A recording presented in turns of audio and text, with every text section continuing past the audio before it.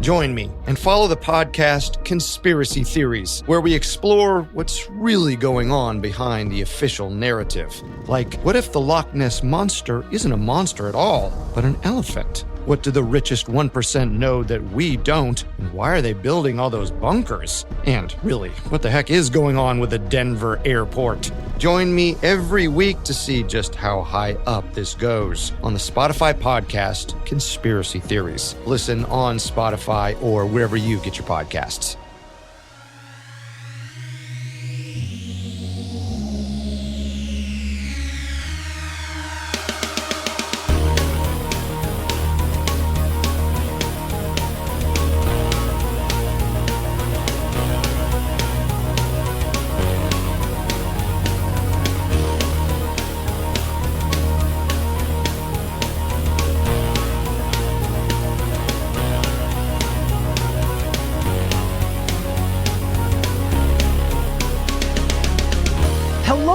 Welcome to the Cryptonaut podcast. I am Mark Storrs. With me as always is Rob Morphy, Robert, and Chris. Welcome back to part 2, boys. Mm-hmm.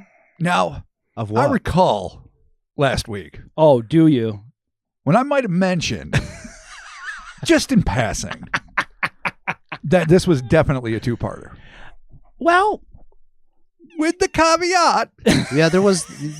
That if I stumble across new information, it will be stretched. So, shockingly. In defense of my friend Robert. Thank you for this. I will say that I spoke with him. And he mentioned that there was a subscription to Gaia? Yeah, it's about goddamn time. I had to sign up to it. It's literally a wealth of firsthand, allegedly authentic, you always have to say that, right, eyewitness testimony to all kinds of stuff. And it covers everything like, you know, documentaries about Machu Picchu to interdimensionals to, I don't know, like the magic of water to on and on and on. But one of the shows is called, and I'm going to be mentioning it again soon, Cosmic Disclosure, where a variety of hosts, mostly Emery Smith, sit down with different whistleblowers, be it Randy Kramer of Solar Warden fame or fill in the blank, and discuss their insider knowledge of the secret UFO programs or whatever the case may be. One series dealt with Richard Doty, who we mentioned last week. He's a lot to handle. He's a lot, and he's controversial, and we'll be talking about it again this week. But last week we talked about mostly what he'd done post-retirement within ufological circles. This week we're going to need to get more into his real career. But anyway, it turns out there was, say, 4 or 5 interviews with Richard Doty. So while I would ordinarily be able to hammer through it, and by the way, I'm going to again mention this later, I ironically picked this story because I thought, oh, easy peasy. I can write it in a week. It's a shorty. It'll be fun. It's cinematic. I didn't realize it was going to fucking explode with facts. So every second where, say, I'm not taking care of mom or my babies, my great niece and nephew, which, as it turns out, if you're a freelance crypto historian, everyone assumes you have time for, and for the most part, which I do, and I love doing both. I also have spent every other waking hour transcribing these fucking interviews into my phone because Gaia, those fuck suckers, did not have a transcript. So I couldn't even cut and paste it and do my writing. Oh, God. Verbally, slowly, pausing it frequently into my phone. Is there video content on YouTube? It is. And when you go to the transcribe, there's no like captions? Oh, no, they have captions, which I was using to help transcribe, though some of those captions didn't match the mouths, so I had the added joy of transcribing captions silently. No. But they don't offer you a transcript selection when I was back at my desk. Well, I mean, I think the long and the short of it, long story short, we're going deep into Doty. We're going deep. It's all it is. It's at least a 3-parter. That's the moral of the story. If you've uncovered the information, it's our due diligence to have to get out there and give it to the people and let them know what's up. That's what we're here to do. What we do. We show up every week and do that. Not one skimp. Not one stone left unturned. Not one word skimped on. Spoiler alert, there might be a Patreon addendum. We're talking about that now. Oh, yeah. Yeah. There's almost certainly going to be a Patreon addendum. Furthermore, the return of the Quataloids will happen because we can't possibly tell all the fucking stories. Yeah. Hoisted on our own petards. Oh, my gosh. And there will be at least possibly 4. I'm leaving it open now because I don't want to be called a liar again, even though I certainly deserve it. At least 3 parts. Excellent. Including part 2, which is today, Intro over. All right. Well, Jailbreak Area 51 Part 2. Enter the Quataloid. Oh man. Another thing I have to rescind from last week. I called it a Quataloid over and over. It's a Quataloid. Yeah. Oh, there's no N. I put the N there, so it's a Quataloid. Last week I called it a Quataloid Did you really? at least 36 times. Yes. Okay. So it's a Quataloid. Quataloid. All right. Excellent. Well, I said Jerry when I was supposed to say Jailbreak, so maybe that's my eyes. Yeah, that's fine. Maybe that's the death of sight. Wow. But you can still read. I mean, you know what? We're going to try this intro, so let's hope to shit that I can. All right, let's see. All right, excellent. Let's get started with, while on a camping trip in an abandoned mining town just outside the Nellis Air Force Range, a husband and father of 2 was killed by a bizarre bug-like being who had escaped from the S-2 Annex of the notorious Area 51. Following the escape, a pair of OSI officers were tasked with finding out how the Mantis-like monstrosity had managed to get out and, more pressing still, what had become of it. Indeed. Bad enough they get out. Where do they go? And why? Yeah. And I mean, they left, unfortunately, a family just literally torn asunder. So. Oh, they absolutely did. And as it turns out, spoiler alerts for later episodes in this saga and future episodes, more than that, they just love to fucking kill, apparently. They're just kill crazy. See? And mantises, in all fairness, I cannot claim to be an expert on the so-called alien species that we're interacting with, allegedly, on Earth. Obviously, we all know the Greys, we know the Nordics, we know the standards.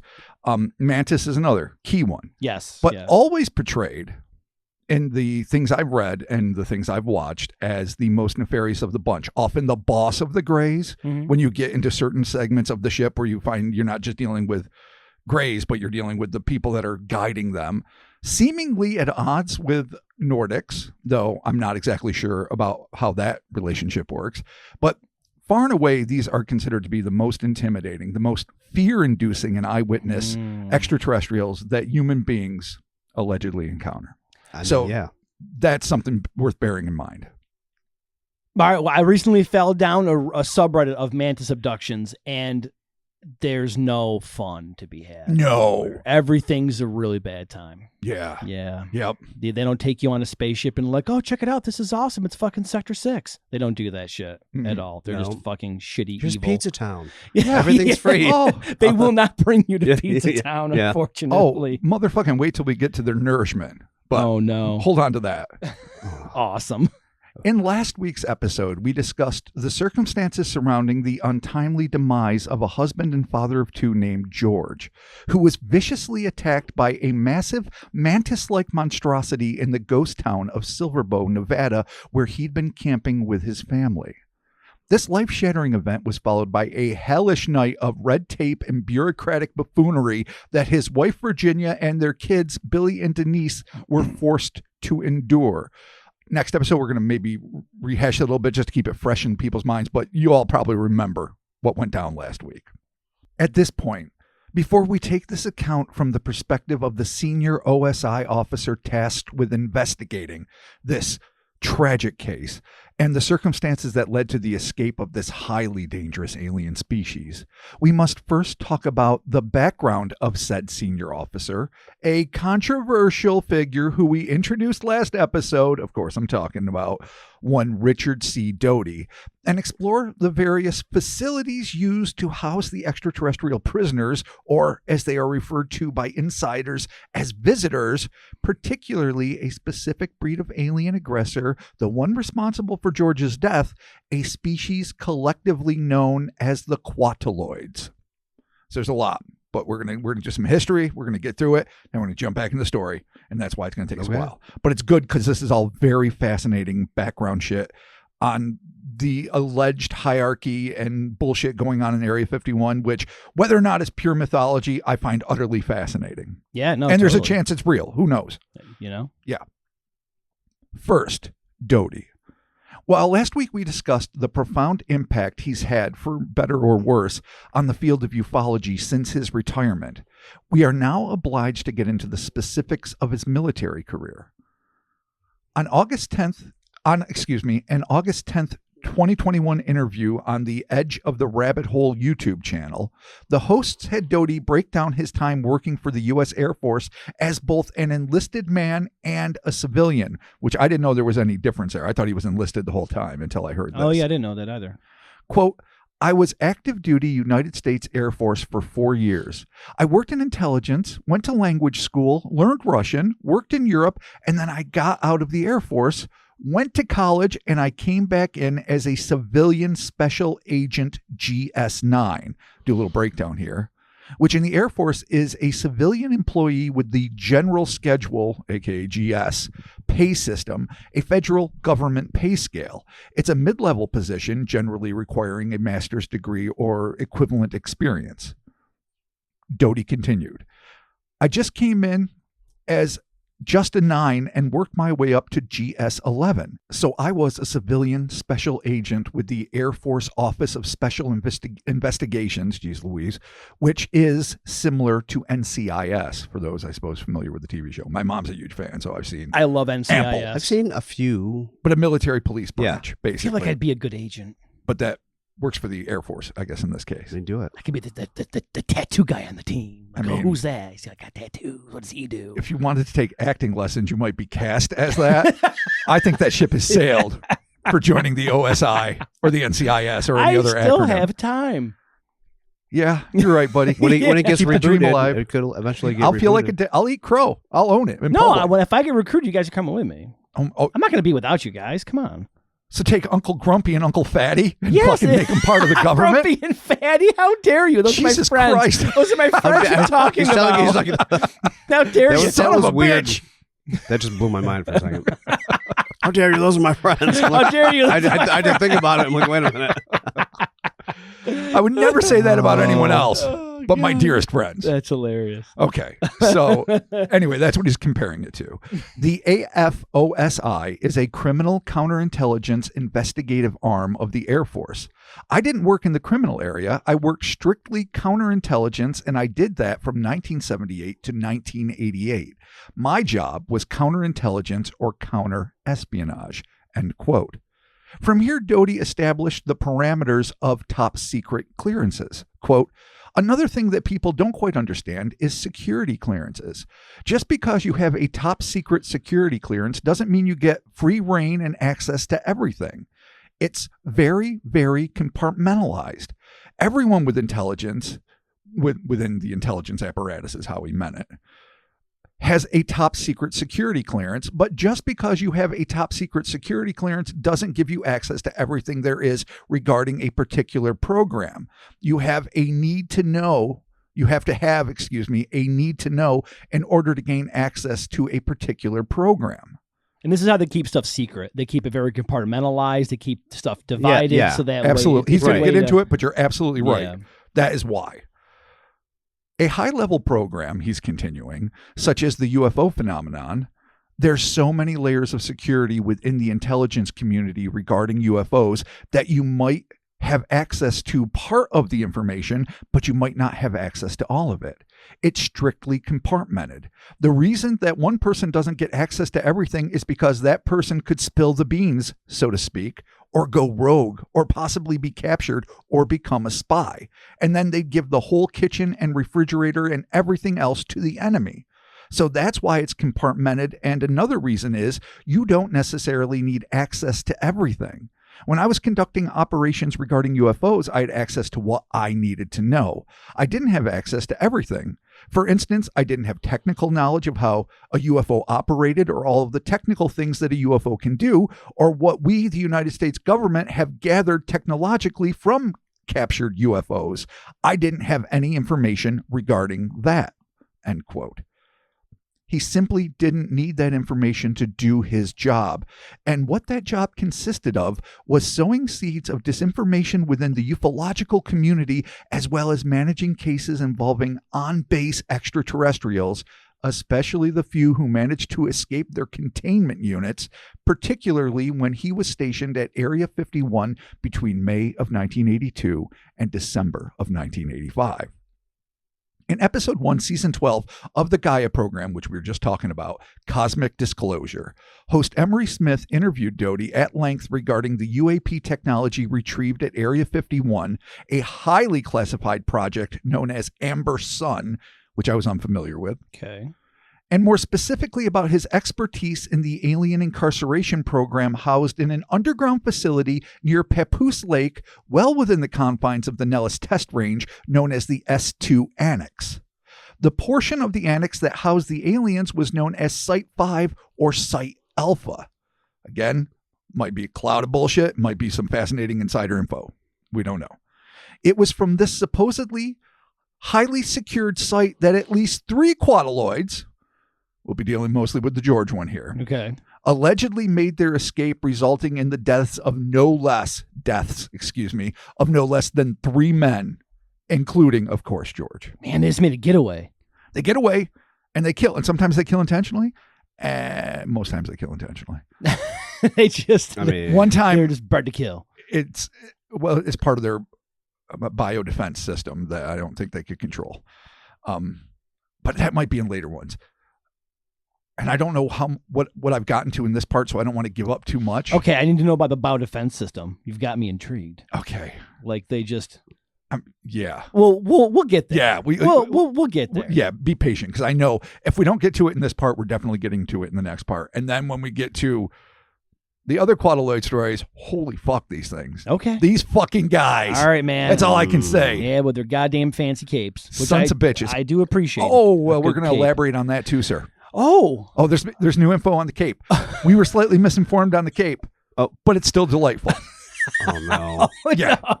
Yeah. Don't give up all your There's Cape a lot hopes of and ways. dreams. Okay. Don't. Was it a cloak? All right.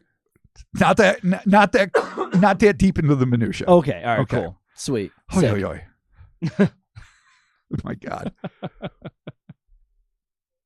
But before we get into that, I said transitioning flawlessly. It's time for a crash course in the history of U.S. alien relations a la Richard Doty. According to the D-Man, yeah, I'm there. Yeah. No. All right. The United States' first interaction with extraterrestrials began with the now legendary 1947 crash at Corona, New Mexico, made more famous as the Roswell incident. Due to the fact that the collected parts of this ostensibly interstellar vehicle, the carcasses of its pilots, and its sole surviving crew member, a small gray large-headed humanoid being that was colloquially referred to as extraterrestrial biological entity 1, or EBA 1, all ended up at the Roswell Army Airfield. According to information that Doty claimed to have been debriefed on, the crash actually involved a pair of UAPs who collided following an ill-timed lightning strike. The second craft was not found until 2 years later in a remote area of the Mexico side. Oh my gosh. I'm going to get this. In a remote area on the New Mexico side of the Arizona border near Magdalena, known as Horse Mesa. Yeah, I got confused too. I was Yeah. like, where am I in the geography? Well, because I was stumbling all over it. So this one crashed in what was then, got to remember, late 40s, a very remote area on the New Mexico-Arizona border, on the New Mexico side, in an area known as Magdalena, specifically Horse Mesa. And this UFO was not found until 2 years later. Interesting. Okay, cool. And all of its crew was dead at this point. Maybe they all died on impact. I don't know. All course. Anyone that has read Stanton Friedman's Crash at Corona, I forget who his co-author was, or most scholars of Roswell lore will be well familiar with this. Nice. I, again, have a passing, I've seen every documentary I've stumbled across, but I've never read a fucking book on the subject, mostly because popular things piss me off, and that's my own punk rock ethos welling up. Yes. But it is, a well-known event or series of events. It was, according to Doty, the first time that anyone within the United States government was even remotely aware of the existence of extraterrestrial entities. I'm going to put a little aside here. Many other scholars claim otherwise, like there was innovations made from crashes found in the 1930s that they were aware of anti-gravitics even earlier. I don't fucking know. We're doing this history, as I said, a la Doty. And one of the first retrievals was like in Italy with like Mussolini. Yeah. Yeah. Which still would have been. According to Corbell. Yeah, would have been earlier than 1947. Yeah, totally. Obviously, because he was dead. Yeah. So, yeah. But from then on, as any UFO enthusiast knows all too well, all eyes were locked on the skies. And after a very close call involving the base commander, Colonel William Blanchard, who almost blew the lid off the conspiracy to conceal the reality of non-human intelligence from the general public before it even had a chance to begin, the military and intelligence branches involved in UFOs and ET recovery projects have done an exemplary job of keeping the vast majority of Americans completely in the dark regarding the reality of not only advanced non-human entities, but the awesome technology that they have, advertently or inadvertently, brought with them. A conspiracy of silence that is now only beginning to show cracks after nearly 80 years of efficiency. And there are some, myself included, who think that these revelations are only coming about because those pulling the strings on the inside want them to. There's your little pajama boom. Okay. Gotcha. All right. They want us to know. Why do they want us to know? We don't know. We're going to wait and see. Yeah. Yep. Disclosure. I mean, Yeah, that fucking tangled web. fucking I mean, be hags. careful what you wish for. It might happen and it'd be just like a shit show. I'll be like, Foxville. It's better when it was a fun little mystery. You know, it's okay. Bah. It just can't be as cool as you want it to be. It never will No, be. It's not I gonna know. be. I know. But like, I just need something earth shattering so I can be like, I got a day off work. Wow. No, well, yeah. I ain't going to work. Yeah. Aliens are real. Bye bye. I'm gonna shoot my little guns. Like, bye bye. See ya. Oh my God. Be back tomorrow. There you go. Yeah, I know. Right. 'Cause I'm just eventually- leaving early. Yeah. Just one day to adjust. Half day, guys. Everyone gets Aliens an are real. You guys, adjustment they day. invaded. You guys all get to leave 5 minutes early. See you tomorrow. Yeah, everywhere. Boys punching out early. Flex time. Here we go. That would be great. Whichever president announces it is like, yeah, and next day, no work. Yeah. I mean, emergency medical services notwithstanding. yeah, we're just back to regular shit. Doty further claimed that, as of the early 80s, those in charge of containing the UFO problem were aware of only 5 specific races of aliens, or, again, visitors, as he called them. One, of course, was the diminutive species they called the EBEs, or EBAs, as I guess the insiders pronounced it, Yeah. which, since the 90s, have been more commonly referred to as grays, though they evidently come in a variety of shades and heights and include cybernetic or wholly robotic versions, which is a whole other way of interpreting fucking grays. Yeah, I'd never. Yeah. Also, my tirade against grays is well known and my ire well founded. But the way they described EBA 1, as they pronounce his name, seems like a pretty cool little dude. Like, not the typical abducting douchebag that we're used to, or certainly not the katana victims in the Stardust saga Well, yeah. that were so sorely deserving of that fate. That's exactly I say where I cruelly. was going was John Edmonds. Yeah. Yeah. So to me, it's interesting. But robot versions, what the fuck? Dude, they got like a Luke Skywalker hand. There's cybernetic ones and there's full-on robots. Yeah. Yeah. It's kind of cool. hmm The next variety of ETs are what is known as the Nordics. The most human of the bunch, these statuesque, often gorgeous, always blonde humanoids are the beings that can most easily blend in with the human population of Earth. 2 of the species infuriatingly went unnamed by Doty. Son of a bitch! Convenient. But the final creatures represented an array of genetically engineered species that either looked exactly like a praying mantis, only much larger, or was more of a synthesis of a human and an insect. These were the most feared of all the alien races, a breed known collectively as the Quataloids, which, according to Doty, were far and away the most dangerous of the 5 species incarcerated at Site Alpha. Now, in the volumes of research I've conducted into this case, and I'm not fucking joking, it's a lot, which I ironically picked, as I mentioned earlier, because I thought it would be short and sweet. Motherfucker, fool's errand.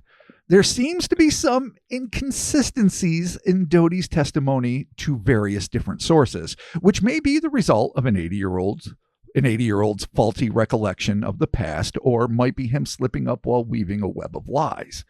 Whatever the case, from what I could piece together with a little bit of help from our man with a plan, Cole Harold, Yo, what up, Cole? it seems that the more mantis-like version was referred to as a quataloid, while the more human-like entities are trantiloids, Jesus Christ, Fucking nice pronunciation. Trantaloids. Which you'd think would be fucking tarantula humanoids. I mean, it would be if it was a Japanese TV show from the 70s. Yeah. Well, But it's not. That extra A that's not in there makes the difference. Yeah. It's not It's not Tarant. It's just Tarant. Tarantaloids. I didn't think about that. That's a nightmare. Though they both fit under the mantis and therefore Quataloid umbrella. So they're both mantis species.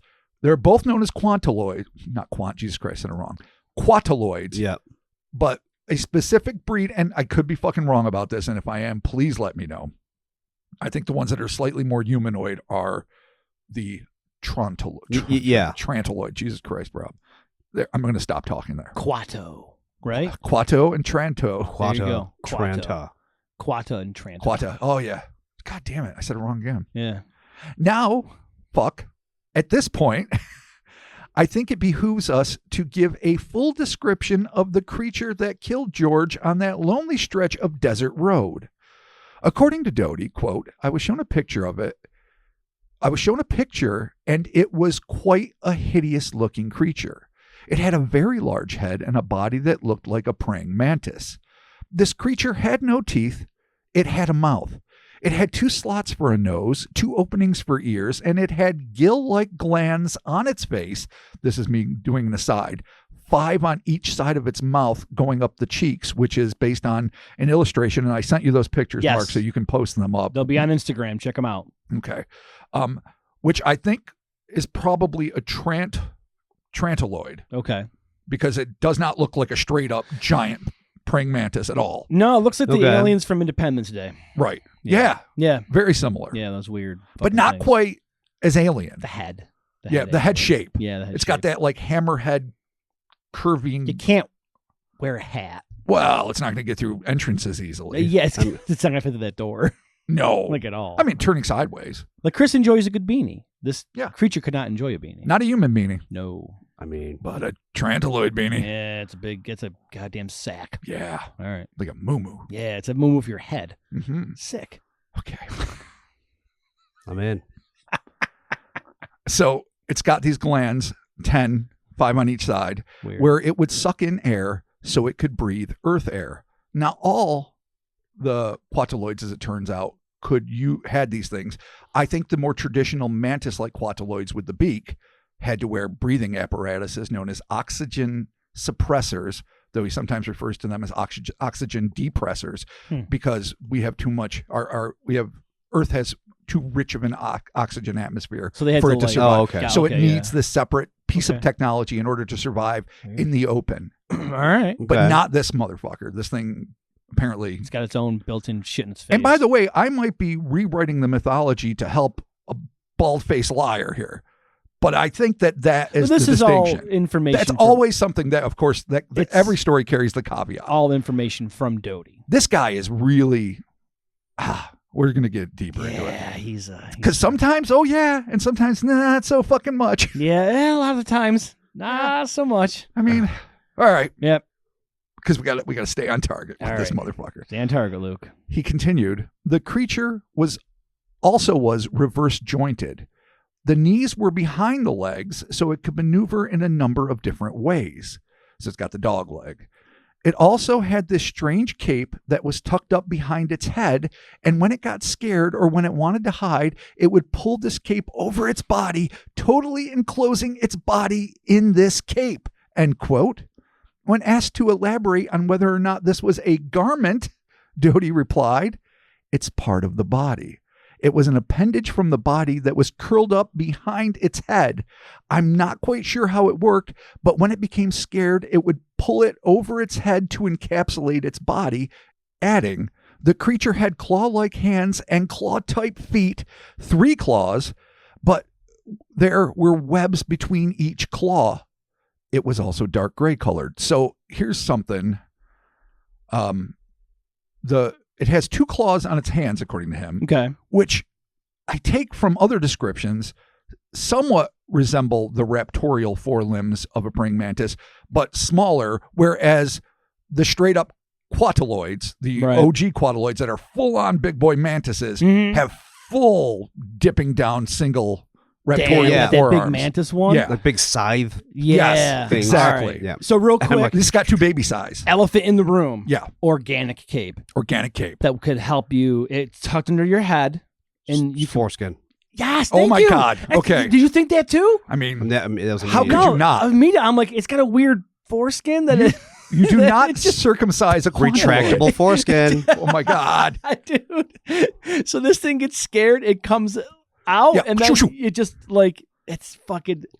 It's like a kid hiding under a blanket. Like, can't see me, but it's a weird fucking neck cape. But for all we Organic. know, I mean, this thing might be. I doubt it's bulletproof. It just sounds like this neck cape is. Yeah, I think it's all a security blanket. Yeah. This Completely. thing is it's gross. Just like some weird membrane type. Oh, it's totally thing, foreskin. Like Stretching when it needs to, Yeah. growing thin, letting light pass through. But then when it's bunched up, solid and opaque.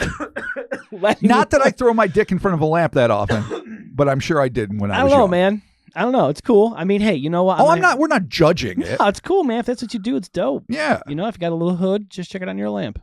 Yeah. You gotta do what you gotta do. Doty elaborated that the creature had extremely large eyes with broad dark pupils and at least 5 or 6 membranes or lids covering said eyes which have an extraordinary power, he would later find out. See through walls. I know. Sometimes I give, sometimes I don't. You took a pregnant pause, and I was like, "Oh, what are we like, doing?" what's he doing? And Yeah. then you're like, Because "You can it's see going to through become walls." such a confusing mess as we're going through this, and I I'm- bounce it's back already and getting forth there. by It's necessity. starting, yeah, It's starting to get Don't there. worry, I It's okay. promise.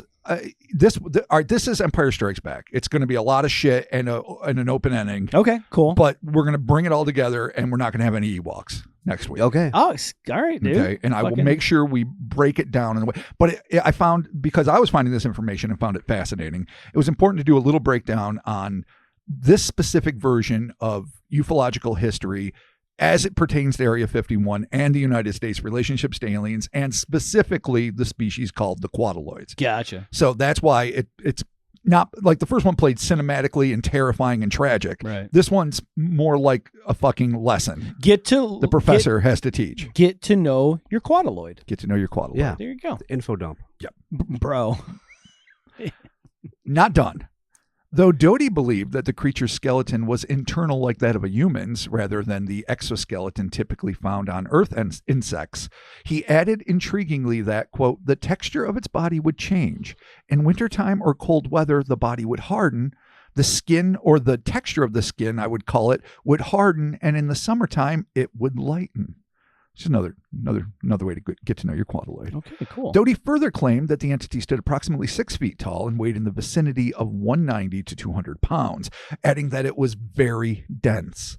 He also claimed that one of the most extraordinary aspects of this already incredible entity was the fact that these bipedal beasts, while running at full tilt, could reach speeds in excess of 20 to 30 miles per hour, which doesn't help your situation any. No, these are fast as fuck, boy. Holy shit, these things book. Even God damn. Usain Bolt is fucked after a certain period in his prime. Could you outrun these things on like your e-bike? I mean, it tops out at close to 30. I got faith in Chris though. So it depends on the lead time, basically. Chris has maneuvers. But they Dude, lunge. His middle name is Gleaming. Not on that bike, dude. It's like an 80-pound fucking bike, man. There ain't no fucking BMX. I was gonna ain't say no bunny hops. I was ain't no gonna fucking, say like, that your middle name is Gleaming the Cube, but it's not. It's about skateboarding. It'd be rad. Oh, well, yeah, you're right. And that's no, a better. it's Honestly, that's a falling better into the middle wall name. is my fucking middle name.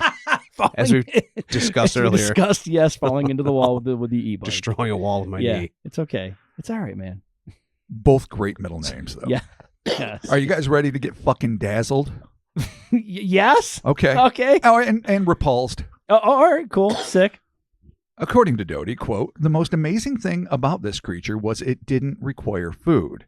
It manufactured its own nourishment within its body. It had 2 sacs on each of its hips, and it would produce from internal organs these golf ball-sized nodules. I don't know why, but that word really didn't do it for me. Okay. And they would be inside the sacs. Nodules and sacs. Okay. Whenever the creature required nourishment, it would reach in and take a ball out of this nourishment and place it in its mouth. That's the only nourishment that these creatures needed. It did drink water, but there was no other food that it ate. And I'd like to add, because I can Google, it's a process known as chemogenesis. Okay, so it just creates... Not typical of Earth animals, needless to say. No. At all. And you know what? Again, I feel judgy, Earth-centric point of view, like, hey, buddy, but creating your own food in the form of a nodule in the sack on your hip, yeah. And then just pulling it out and pop it in your mouth. Yeah. I mean, this is one of the many things we're going to have to overcome when we become a galactic species and beyond, hopefully, if we survive that long. But I mean, we're still old school enough that they'll forgive us. They'll talk about me like your racist fucking great uncle, where it's just like, he can't help himself. He's not used to seeing people eat the cells for food. Yeah, right. Relax. Yeah. Uncle Bobby's basically a good guy. He's old school. Just keep Chipotle around, baby. Yeah. Just keep that Chipotle. Oh my God! But don't go. I don't care Don't about go to the Chipotle. Quataloid. I know. Oh, I love Chipotle. That can suck it. I'd rather take Taco Bell. Really? Yeah, 100%. All right. No, We no, can't- not now. Okay. Save that shit for Patreon. There's no. I have room in my heart for both. Okay, fair. Move on. We can all love. As to where the Quataloid came from, Doty claimed, quote, I know it came from someplace 10 light years away from Earth. I was briefed into that part of it. The creature was captured, and now we get into the specifics of how it came into the United States possession. The creature was captured in a crash that occurred near Fallon, like Jimmy Fallon, Nevada, in 1967. So they had that creature for a long time. There were actually 3 creatures that were in the crash site. One died in the crash, and that's where they realized when they got there and found the craft, and this is one of the things I was telling you about defense mechanisms, that this thing exposed the rescue crew to toxic chemicals, which killed some of the recovery team. So they had to figure out how to neutralize it. So basically, and we'll elaborate more in some of the other accounts, when this thing gets killed, I don't know if it consciously triggers a self-destruct mechanism or if it's just a natural biological function, but as it dies, literally the moment it expires, its body starts deteriorating like a Nazi after the arc is open. Yeah. And then fucking this gas comes out that kills any Earth life form, Okay. at least animal life form, within a certain, distance.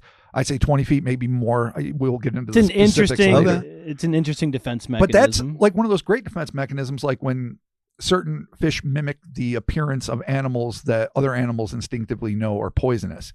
One of the reasons this thing can hide in its foreskin and not be bothered is that predator species throughout the galaxy are going to know you kill this motherfucker, you're not going to be able to eat it, and it's just going to be trouble for everyone around. It's kind of like a xenomorph where it has acid for blood. And there's going to be more on that. Yeah. Oh, really? Not in the blood, but Okay. yeah. Oh. Let's put it this way: if it had an action figure, you'd want it to be interactive. You'd want it to be able to react to your other non-Quataloid fucking figures. Oh, okay. If you had like heroic OSI agent figures, Okay, cool. and everything captured at the S-2 Annex. All right. Like you sweet. even had the little EB1 just because he's cute. And he sits there like a Yoda doing shit. All right. Sick. All right. Okay. Which, by the way, oh my God, if someone built these play sets. Oh my God, I know. Oh my God. God damn it. And we're going to get even further into the specifics, not in this episode, into the S-2 Annex and all of the different environments they had to build for these different things. It's all so fucking fascinating. God, dude, this is a journey. It really is. Not Well- the quickie little story that any of us thought. Okay, welcome to the journey. Mm-hmm. Yeah. So it crashed in Fallon, Nevada. They had to figure out how to neutralize the chemical. I don't know if it's specifically acid or if it was a vapor. The impression I got, it's more like a vapor. Okay. And that if you inhaled it, it would kill you. Like mustard gas. But it does also have acid shit. Gotcha. Quote, the second one was captured and taken back with the third one. So the 2 living specimens, basically. Doty continued, the second one escaped, but that was not during my watch. I'm not sure when that one escaped. More on that in a future episode. When we get back into Quataloid territory, there are really some fascinating cases that have nothing to do with George and his family at Silver Bow. So this is the incident at Silver Bow with added information on Area 51. Cool. Okay, now that we can all picture the creature in question, let's go back to the underground S-2 Annex at the Site Alpha facilities holding the different races of aliens. As Doty knew it in the early 80s, so it's probably changed tremendously in the 40-something years since. On episode 9, season 20 of Cosmic Disclosure, because I had to watch a lot of episodes, Doty explained there was a special location northwest of Papoose Lake called the S-2 Complex, which housed extraterrestrials. I'll call them visitors. I was stationed there between 1982 and 1985 at various times. During that time period, the only thing we had there were live ETs that were either found in a crash site or came to us in some other manner, which, what the fuck does that mean? I mean, exchange program? Do we have fucking human hostages on other planets? They're like, hey, we're bored. A weird Airbnb.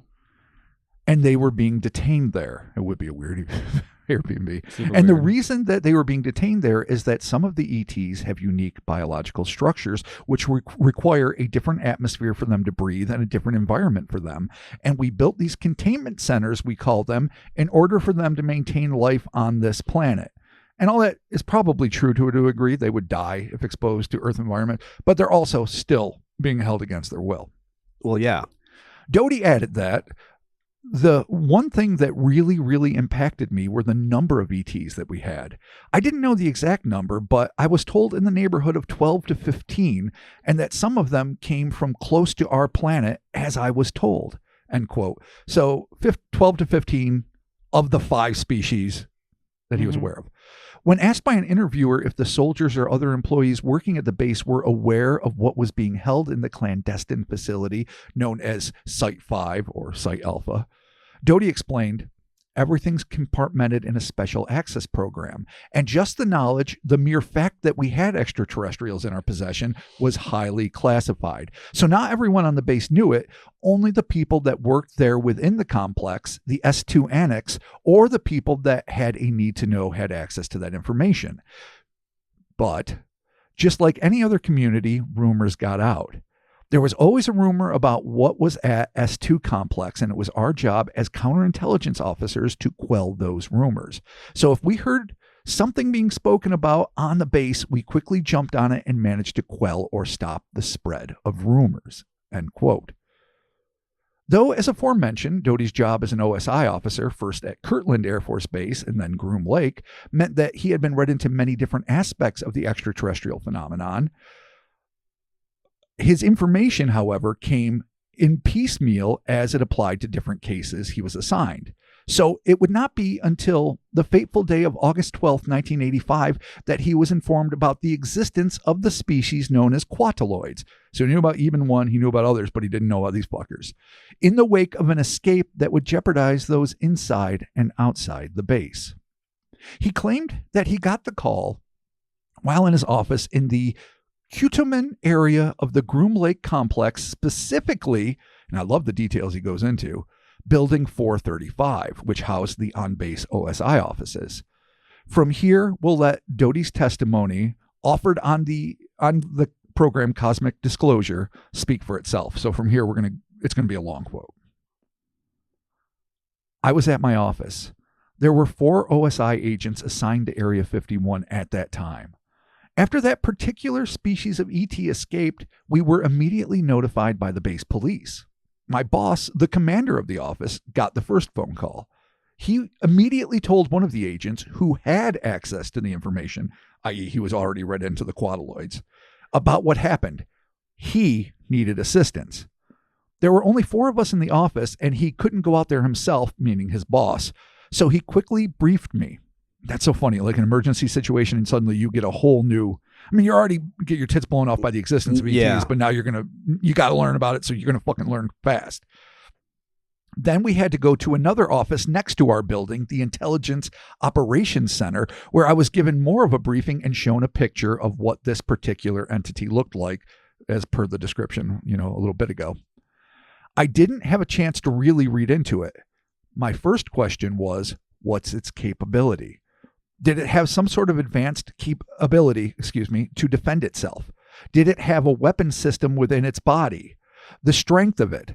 All these things were going in my head because I had no idea that we had this type of species of ET there, end quote. As it turned out, as we mentioned a bunch of times, quote, it did have some unique abilities that I found out about later, one of which is when it decays, it gives off a very toxic fume that will kill anything in the immediate area. As it turns out, this is me writing, not him talking, these abilities would range from the astonishing to the devastating, but again, more on that later. When Doty asked how the Quataloid had managed to escape the extreme security measures at this top flight quarantine and containment facility, he claimed that he was told that the Quataloid had, quote, manipulated the security system. Somehow it turned the electricity off. It managed to get through a vault door. I don't know if they fully understood it then, and I'm not sure if they do now, but it was able to manage to get into a crawl space where, as he mentions in other things, but I'm going to leave the quote for a second. He was saying, like, he had this cape thing. It had a bulky body, even though it only weighed about 200 pounds, but it managed to get through a vent. So we're going to see later that it can change its body size a little bit. It obviously was able to crunch down and get through spaces that at least its skull could get through, like a snake, like jelly or bones. an octopus. It's got jelly bones. I mean, we don't know. I mean, he's got a skin that hardens based on the fucking temperature. So who the fuck knows? Yeah, this thing get loose, man. Get loose and greasy. You gotta get loose and greasy, dude. Doty continued. It had a radio transmitter on that it could not get off, and looking at it, the expert said that he didn't know what the radio transmitter was, even though he could manipulate electricity. So this thing, they knew, especially at this point, can manipulate electricity, can turn off power to the security grid. You got to put it in one of those special rooms that they put like Magneto in. Like a Faraday cage. Yeah. Yeah.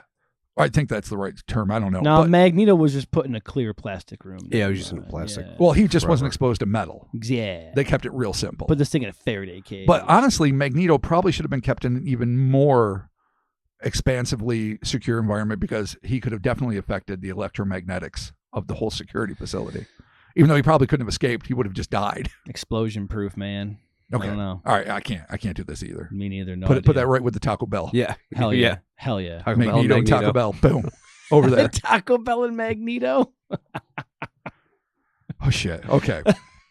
So this thing has a radio transmitter on it, which I guess is going to help them find it, but it doesn't know it's a radio transmitter, and it can fuck with electricity, but it maybe didn't fuck with it. Honestly, he doesn't elaborate on it ever again. Okay, so they have a tracker on it, so they can track of it. sorts, Okay, yes. cool. Quote, it got out through that vent, and he was able to get out, and he was probably gone for a good, probably 40 minutes, 45 minutes, I believe. It was reported before they realized he was gone. And they immediately started searching. So again, that sentence structure is a little weird, but he's basically saying it had a 45 minute head start before they even realized that thing was fucking man, gone. that's bad guard duty right there. Like, you got a Quataloid loose for 45 minutes. Like, Ted, what are you doing? They dude? talked about how it changed man. The protocols. And again, this sort of changes a little bit, but that it was every 2 hours and then it became every half hour because of this. It still would have given it too much of a lead time. But I mean, how do they not fucking notice? Oh, yeah. Well, apparently they didn't even have closed caption cameras at this point. That's another part of the boost of security. So this is I don't know. I would think in the mid 80s that would be a military staple. They had cameras in the 80s. Yes. They had security cameras in the fucking 80s. You're building atmospheres for different alien races. Fucking up your budget or something, Pentagon. You don't have cameras? Yeah, you don't or have even if you don't have shit. cameras in the cell, because who knows what they can do with technology. That's also going to be a factor. Have it outside looking through the two-way glass or whatever. Something, I don't know, have more people. And have more where's people. the roaming security? Like, you got to go check Where's the cells or whatever every hour or something. Sure. At least, minimum. Where's Costello? Who the fuck is Costello? The security guard. Okay. Costello. Yeah, you're right. Fair enough. Always the Costello security guard. Exactly. So also the people at the control center fucking when the power goes out. They should be the first with the alarm. Yeah, when you got aliens incarcerated, big fucking problem, man. Biggest problem. Okay.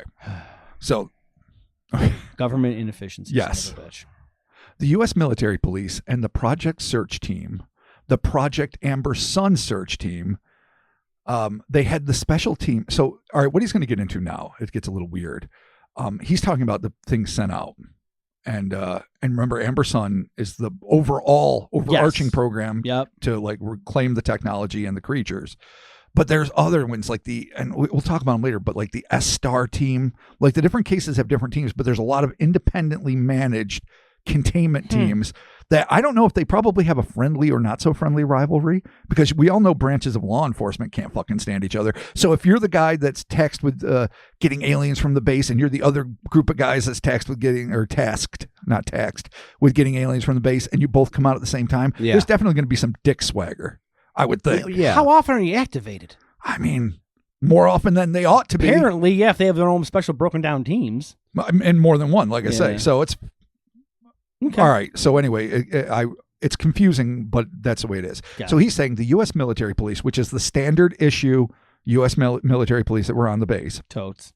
And the project search team, so whatever specific project that was, well, we'll say it, the Project Amber Sun search team. Yeah. They had a special team that had special equipment to track these things. Now, he was the one that was the non-hostile one.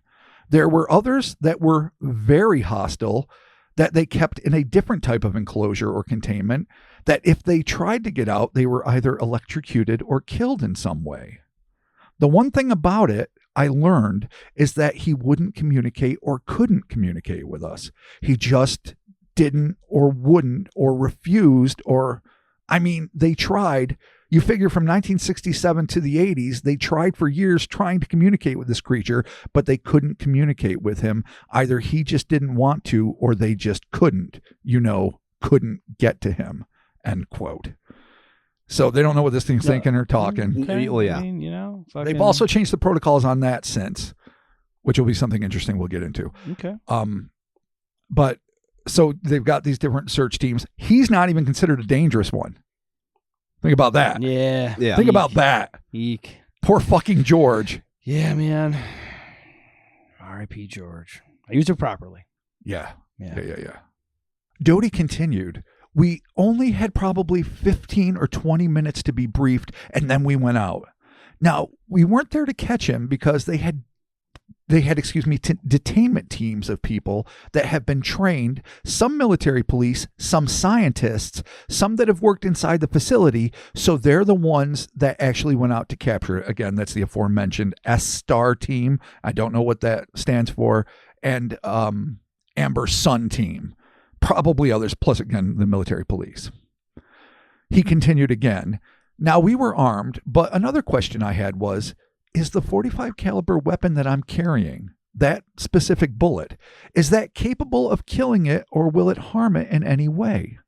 One of the scientists told us, not there in the Intelligence Operations Center, but one out in the field while we were driving to where we were thinking this thing was going.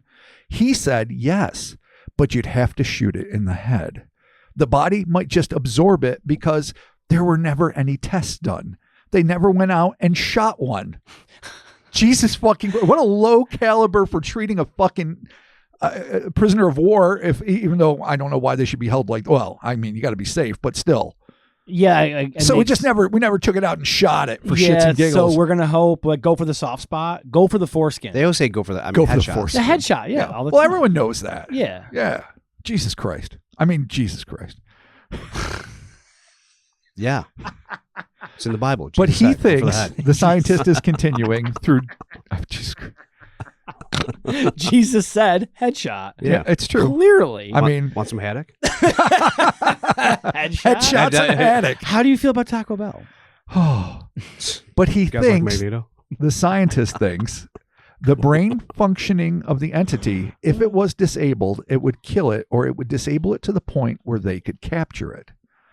Myself and my partner, who would turn out to be OSI Officer Harrison, a little bit, well, not much more on him later, but he will be a continuing character. Yep. And the third OSI agent, because remember, there's only four. The boss is back at the office, so there's an unnamed OSI agent. Yeah. There's Doty and Harrison. The three are in the Jeep, apparently, with the scientist, trying to figure out if there's any way to get it besides a headshot. We were just out there to cover the tracks outside of the base perimeter, and unfortunately, it got outside. Another thing about this Quataloid is that it was able to run extremely fast. It was very, very, very fast. And so the containment location was north of Papoose Lake, which is probably in the center of Area 51 and in the center probably of Nellis Test and Training Range, which is about 1,200 square miles. So it got to the northern parameter and it was going north. We could see by its footprints, its tracks, it was going north. So the teams had to drive quickly to get there to it, and they were certainly far ahead of us, meaning the Amber Sun and the S-Star teams. They also launched helicopters and even some planes to try to follow it. It was approximately 11 a.m. in the morning. The helicopters were certainly able to fly faster. There's 2 helicopters launched, one from Tonopah Air Force Base, which is 80 miles northwest of Groom Lake, still within the Nellis Test and Training Range, and then one was launched from Groom Lake. So they got there first, and they were patrolling the base perimeter of the northern perimeter near a place called Silver Bow. It was about 50 miles from the S-2 Annex to the perimeter of the base. So some of the scientists who had studied this particular entity knew how fast it could run. And so they estimated the time period wherein it could have reached the perimeter, and it was long before any motor vehicle would arrive. Quote, another problem we had was that we didn't know exactly what time it escaped. When the guards got there, and they found this particular entity gone, we don't know what the time period was. So it had at least a 30-minute head start. The tracks, the footprints that the Quataloid left were somewhat of a webbing mark, like a huge bird. And I'm not that familiar with tracks, but it was a 3-point long track, as if it was something similar to 3 fingers, but very, very big because it had big, big feet. And the back of the foot had a little stump. And that was a distinctive marking of the Quataloid.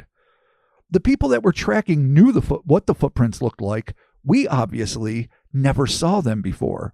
But it was obvious that it wasn't any animal that I'd ever seen or any tracks of any animal I've seen. There was an abandoned silver mine in Silver Bow, which was just outside the base perimeter in the northeast area of the Nellis Test Range, and it's used for campgrounds, a campsite for a lot of people, and there was a family camping there, and the husband and father saw something. And now we're getting back into the territory of George and his family. He saw something and got out of his vehicle and approached something. He approached the Quataloid. Again, this is Doty speaking, so there's a little bit of redundancy. And exactly what happened and how this American was killed, it would take a lot of time for me to explain, but he was killed. The mother saw this happen. Again, Doty's continuing to retell this. And it's going to be a little weird because if anyone remembers last week, George wasn't in the car. He did not get out of a car and approach the alien. Not at least. So. Right. The mother saw this happen. She immediately switched from the passenger seat to the driver's seat because she had 2 kids in the back seat, and she drove out of there. She drove very fast. Now, this Quataloid tried to follow the vehicle, but only for a short period of time. According to the woman, who we obviously interviewed at great lengths later, she didn't know what it was. Obviously, if you put yourself in her position, her concern was for her children. So she was driving on the road just east to get away from there. Then for some reason, because we can't get into the mind of this Quataloid, it returned back to the base, and that's when it encountered the military police. End quote. But before that happened, the military police were close enough to the base perimeter to see what had happened to George. And the tale they told was quite different from the one that Virginia would relate to authorities, perhaps shedding a whole new light on the situation. But that's a premise we're going to have to pick up next week. Ooh, goddamn Quataloid deep. Quataloid deep. Ooh, like, you know the meme with Charlie and he's got all the string everywhere? It's like that, but with Quataloid. Mm-hmm. Just like so many Quataloids.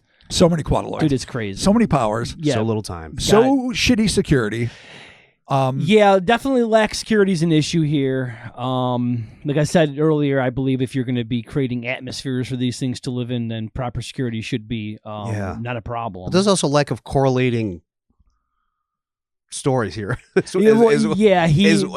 tends well. Doty tends to jump because and the thing with him too, and you bring this up, is that he's a disinformation agent. He is a disinformation agent. Right.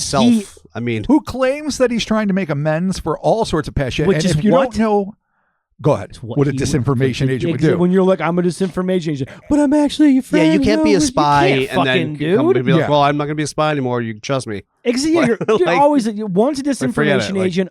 Always it's going to take a lot of work to erase. Yeah, a lot. Especially, and for those of you that are truly Richard Doty novices, look into the Paul Benowitz fucking scandal. Dude. It's a horror show. This is Mirage Men, correct? This is Mirage Men, Richard Doty. Yeah, the documentary Mirage Men. If you get a chance, is specifically about him. You should really check it out because he seriously, and he's a smug bastard in it. Oh, boy. And he just goes to UFO conventions to fuck with people. Allegedly, the government paid him to do that. That is what he was paid to do. The thing is, he insists he was paid to be a disinformation agent while working for the OSI, but now that he's retired, he's going there as a real information agent, and he's just so shocked and dismayed that no one believes what he has to say when I'm the one telling the truth. Because your entire goddamn career was based on lies. Gaslighting You're people. Gaslighting everybody, yeah. This is not helped by the fucking fact that every other fucking interview he adds different things. Sometimes there's fucking... there's like this long between security checks and this short between security checks. No, right. And the first time I found out about the Quataloids, I was fucking here doing this. But then the first time I found out about them was here, and I was already involved in this. And when the fuck did this happen? All of this is going to be really hard, and it's going to 100% require an addendum to sort of wade through, which we will do at some point. Not immediately, because I'm fucking done with this guy. When we're done with this saga. For this week. For this week. Next week. It's okay because it's written. It's just a shit show. And basically, I just cut it off at the fucking 8-page cutoff. So that's why it ends here. Not because I'm trying to be a dick. You respected the page count. I respected the page count. I'm glad you did, because there's a lot of things. A lot to unpack. Yeah. A lot to unpack. Not the least least of which, the alleged history of, U.S. and alien interactions and the S-4 Annex, which is an underground facility near Papoose Lake, which reputedly has a section called either Alpha Site or Site 5, which specifically houses at least 5 different 15 to 12 to 15, 5 different species in different environments, some of which, by the way, are either allergic to metal or can't be exposed to metal because they can fucking use it to build shit to get the fuck out hard. Dude, the Magneto Protocol. Some need organic shit. Dude. Some need fucking certain kinds of oxygen. Like there's just all sorts of shit. They're going to escape, and you know where they're going to go? Taco Bell. Oh my God. They're going to wrap it around. They're skipping Chipotle, boys. And they're going right to fucking Taco Bell. Give me them Dorito tacos, dude, all day long. All those Dorito tacos are the fucking shit, man. S tier. All right, dude. Well, so when you buy your S-2 Annex playset, will there be commercials for it, tie-ins with Taco Bell? Oh, 100%, dude. Come on. Fucking better be. They're bringing the tiny dog back. If we were toy manufacturers and it wasn't a terrible time to be a toy manufacturer, which I know it is, it would be really cool to build these figures. Dude, I'm telling you. The real life S2. And of course you just make it up. Nobody fucking knows. No. I mean, anyone who knows probably isn't going to tell us what it looks like. And it's probably a lot more industrial and basic than the play sets I have in mind, and any of us do. Oh, no, yeah. But this is an incredible case, complicated by a very complex and suspect, inconsistent man, inconsistent eyewitness. Yeah. Who again is 80. Like I described him as a middle-aged man. I didn't fucking realize he's 80. He's holding it hard for 80. I mean, good for him. Yeah, I mean, shitty things you did, but people do shitty things. I'm all about fucking redemption stories. But it is a lot. And wait till we get into the other fucking Quataloid bullshit, which is going to be a little down the line. It's okay. We're going to stay with George and Doty and how it all comes together. And we're going to wrap it all up next fucking week, God willing. Good Lord willing. The audience in real time is hearing us fall into a fucking Doty / Quataloid hole. Oh boy. Yeah, where they're just like, it's unraveling now. The wheels are fucking starting to come up, and we're fucking pulling. Oh, we're gonna tighten that shit up. Yeah, we got we're downshifting. We're fucking back. There's a werewolf that we're gonna shoot in the head when it tries to get in the truck. Chris is gonna shoot it. It's going to be sexy. Hell okay. yeah, it's gonna be psychic too, dog. Oh, yeah. Hell yeah. So yeah, man, crazy, fucking wild. It's interesting to know his little backstory here, though, like what exactly he's doing. But again, we're gonna keep our eye on this son of a bitch because we know once a disinformation agent, always a disinformation agent. Patreon, Robert.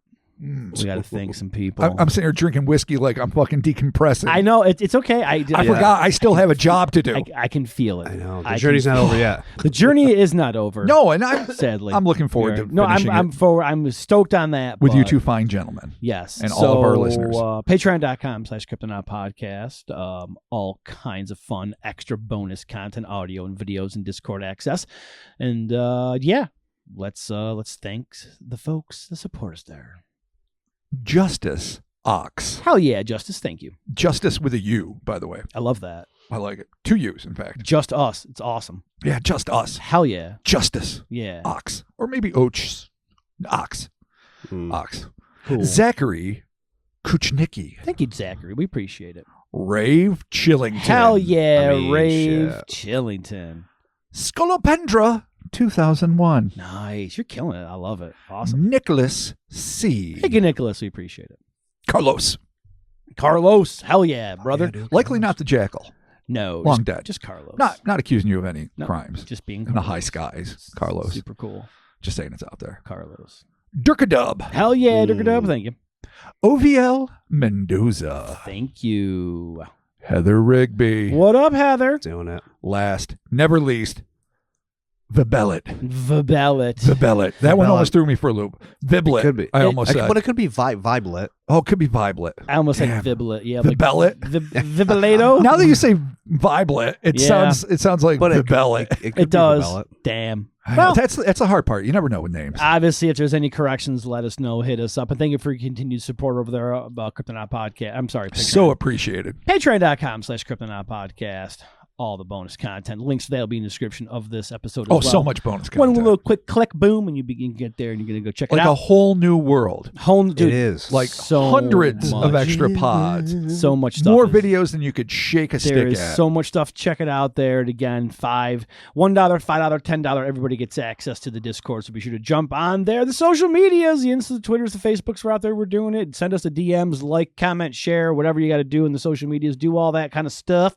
We got merch over there, hellerspace.com. Still waiting for a test print. Oh, By the time this comes out, though, that actually might already be in our possession. Yeah. So, cool.